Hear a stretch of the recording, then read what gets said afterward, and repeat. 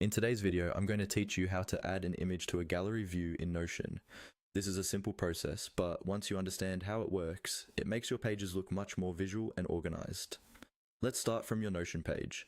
First, make sure you already have a database or a list of items that you want to display in a gallery format. If you're currently looking at your database in another layout, such as a table or list, you can easily switch it.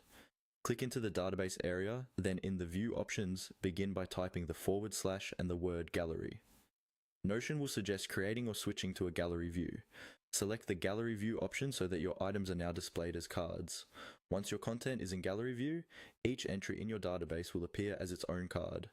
To work with one of these cards, simply click on it.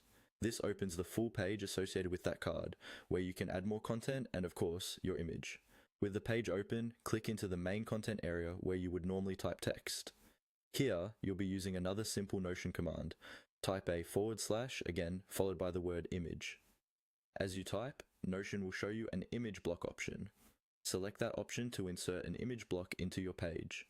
At this point, Notion will guide you with on-screen prompts. Typically, you can either upload an image from your computer, paste a link to an image hosted online, or choose from other available sources depending on your setup. Just follow the prompts you see. If you're uploading from your device, browse to the file you want and confirm. If you're using a link, paste it in and let Notion load the image. After the image has been added, it will appear inside the page you're editing.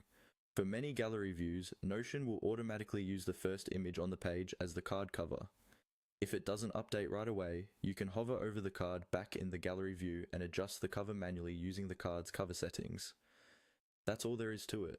By using the gallery view, opening a card, adding an image block and following the on-screen prompts, you can quickly create a more visual, engaging layout for your Notion databases.